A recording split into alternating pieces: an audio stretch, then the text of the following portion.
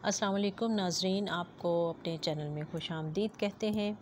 दुनियापुर ड्रामे के बारे में आपसे बात करेंगे, जिसकी राइटर हैं रिदा एन शाह और शाहिद शफ़ात ने इसकी डायरेक्शन दी है। एक बहुत ही खूबसूरत कहानी जो कि दो ख़ानदानों के दरमियान दुश्मनी पर मबनी है और एक इलाका जिसको हासिल करने के चक्कर में दोनों फैमिलियां जो हैं वो अपनी अपनी बच्चों की कुर्बानियाँ देती चली जा रही हैं, लेकिन वो उस इलाके की कुर्बानी देने को तैयार नहीं हैं। जी हाँ, ये खूबसूरत ड्रामा दुनियापुर, जिसकी कास्ट में शामिल है समी खान, नुमान एजाज, खुशहाल खान, ज़ेब रहमान, रमशा खान, मंजर सहबाई, अली रज़ा, शमील खान इसमें शामिल हैं। और बहुत ही खूबसूरत कास्ट है और बहुत मजे हुए अदाकार इसमें शामिल हैं। और इसकी कहानी यकीनन आप देख रहे होंगे और एक बहुत ही ये कहानी का फैलाव है इसमें। इसकी कास्ट भी बहुत बड़ी है, जिसको समझने के लिए भी बहुत इस ड्रामे को गौर से देखने की ज़रूरत पड़ती है। और लेकिन ये ड्रामे की कहानी इस कदर दिलचस्प है कि जब आप इसको तवज्जो से देखना शुरू करते हैं तो फिर आपको वक्त का एहसास नहीं होता और आपको पता भी नहीं चलता कि कैसे वक्त गुज़र गया और ये कहानी पूरी उसकी एक किस्त जो है वो गुज़र गई, ख़त्म हो गई और आप का दिल चाहता है कि आप मज़ीद इसको। यही कामयाबी होती है किसी भी ड्रामे की कि उसकी डायरेक्शन और उसकी जो कहानी है वो इस तरह गिरफ्त में देखने वालों को अपनी गिरफ्त में रखती है और लोग उसको देखते हैं और पसंद करते हैं। आप इसको देखकर आप ये भी कह सकते हैं कि आपको फ़िल्म का गुमान होता है कि जैसे हम सिनेमा में जाके कोई फ़िल्म देखते हैं तो उसमें जिस तरह की कहानियाँ में अक्सर पहले ज़माने में जैसे ये पंजाबी फ़िल्में भी और इस तरह की फ़िल्में चला करती थी और बहुत मशहूर होती थी और उन्होंने बड़े रिकॉर्ड बनाए, ये कहानी भी कुछ इसी अंदाज़ की कहानी है। इसकी आगे आने वाली किस्त पर हम बात करते हैं, जिसमें कि मीर हसन जो कि पुलिस ऑफिसर का किरदार अदा कर रहे हैं, वो इसमें समी खान हैं। वो कहते हैं कि इसका रिमांड इसलिए लिया है ताकि मैं तफ्तीश कर सकूं। तो जो उसका जूनियर ऑफिसर है वो कहता है कि उसने रिमांड इसलिए नहीं दिया है ताकि बल्कि वो इसलिए लिया है कि वो दुनियापुर में ही रह सके। औरंगज़ेब अब इसमें एक किरदार है जो कि शामिर आदम का किरदार है, जो नौरोज़ आदम का बेटा है। वो अपनी माँ से कहता है कि दुनियापुर की ज़मीन हम पर माँ उसको कहती है शामिर को कि दुनियापुर की ज़मीन हम पर तंग होती जा रही है, जिसके जवाब में वो कहता है कि पहले मैं भी यही समझता था लेकिन अब नहीं। और नवाब दिलावेज़ कहते हैं कि हमें पहले से ही ये शक था कि शमशेर जो है वो आदमों का वफ़ादार कुत्ता है। और हसन जो है मीर हसन पुलिस ऑफिसर, वो कहते हैं कि औरंगज़ेब से शामिर से कहते हैं कि जितनी जल्दी हो सके तुम अपनी फ़ैमिली को लेकर यहाँ से निकल जाओ। नौरोज़ आदम कहता है कि मैं अपने बेटे से कहता है कि मैं कर सकता हूँ तो तुम भी ये कर सकते हो और आज ही जाकर ज़बरदस्त से मिलो। और फिर दिखाया जाएगा कि अना को दिखाया जाता है कि वो कहती है कि वक्त बदल चुका है ज़बरदस्त, अब दुनियापुर मेरे पास है। और शामिर की माँ से कहता है कि मैं उनसे वो सब लूँगा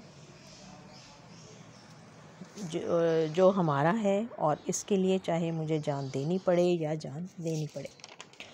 इस ड्रामे में जैसा कि दिखाया गया है कि फैमिलीज़ हैं और दुनियापुर एक इलाका है जिसके लिए जो एक ख़ानदान है आदम का ख़ानदान है और एक नवाब ख़ानदान है। दोनों आपस में दावादार हैं कि ये दुनियापुर जो है वो हमारा इलाका है और हमें इसे हासिल करना है।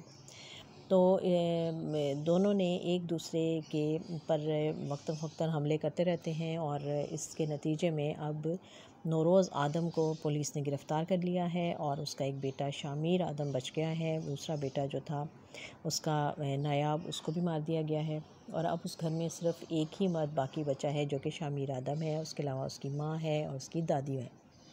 और दूसरी तरफ जो नवाब दिलावेज़ का ख़ानदान दिखाया गया है, जो कि मंजर सहबाई जो किरदार अदा कर रहे हैं, उनके भी सब बेटों को मार दिया गया है और अब सिर्फ उनकी एक बेटी बची है जो कि अना है, जो कि रमशा ख़ान ने जो किरदार अदा किया है और कमाल खूबसूरती से वो ये किरदार अदा कर रही हैं। और एक जीदार और एक बहुत ही बहादुर लड़की, जो कि पहले दिखाया गया कि वो उसे यहाँ रहने में कोई दिलचस्पी नहीं थी, उसे ये मार धाड़ और ये ख़ानदानी दुश्मनियाँ, इन चीज़ों से वो दूर रहना चाहती थी। और वो अपने भाई से ये कहती थी कि मैं यहाँ से बाहर चला जाना चाहती हूँ। और उसके भाई ने उसके लिए बाहर वीज़ा और सब चीज़ों का इंतज़ाम भी कर लिया था, उसकी सीट भी बुक हो चुकी थी। लेकिन उसी रात उसके भाई को मार दिया जाता है और अब वो मौका ऐसा है कि वो कहती है कि मैंने इसका सबका बदला लेने के लिए वो यहीं पर रहना चाहती है। और उसका बाप जो है नवाब दिलावेज़, जो कि शादियों पर शादियां करने का शौकीन है। और अना की माँ मर चुकी है, लेकिन उसके बाद उसके बाप ने एक और शादी कर ली और अब उसने सुलह करने के लिए, जबकि नायाब उनके कब्ज़े में था जो कि नौरोज़ आदम का बेटा है, तो उसने नौरोज़ आदम की बेटी का रिश्ता अपने लिए मांग लिया कि मैं तुम्हारे बेटे को ज़िंदा वापस कर दूंगा। लेकिन जैसे ही उसने नौरोज़ आदम ने अपनी बेटी कुर्बान कर दी अपने बेटे के चक्कर में, और उसने नवाब को उसका रिश्ता दे दिया, वो उसके साथ शादी हो गई, तो उसके बदले में बेटे की लाश जो थी वो नौरोज़ आदम को हासिल करना पड़ी। इस तरह से ये इनकी दुश्मनियाँ चल रही हैं। और अब नौरोज़ आदम की जो बेटी है वो नवाब दिलावेज़ के पास है, कि घर पर है, और वो यंग बच्ची है और लेकिन वो वहाँ रहना नहीं चाहती। और उसके नतीजे में वो जो नवाब दिलावेज़ की इससे पहले की जो पहले जो बीवी उसकी घर में मौजूद है, वो भी उसको अच्छा नहीं समझती और वो पे दर पे उस पर जुल्म करती रहती है। और अब एक मौका पर जब वो उसका हाथ जला देती है और उसकी चीख की आवाज़ सुनकर अना वहाँ आ जाती है और वो आके मुलाज़िमों से पूछती है कि किसने ये किया है, लेकिन किसी में ये बोलने की ज़रूरत नहीं है। तो वो उसका हाथ पकड़कर उसको ले जाती है अंदर और उसको उसके ज़ख़म पर मरहम लगाती है और उसको साथ-साथ कहती है कि तुम क्यों इस तरह से रहती हो, तुम्हें क्या अपनी ज़िंदगी से प्यार नहीं है और क्या तुम्हें अपनी ज़िंदगी अज़ीज़ नहीं है। जिसके जवाब में वो कहती है कि मुझे यहाँ नहीं रहना। तो अना कहती है कि तो फिर तुम्हें कहाँ जाना है। तो वो कहती है कि मुझे आप अपने पास रख लो, क्योंकि मुझे ना तुम्हारे बाप के पास रहना है और ना ही तुम्हारे बाप की दूसरी बीवी के जुल्म सहने हैं।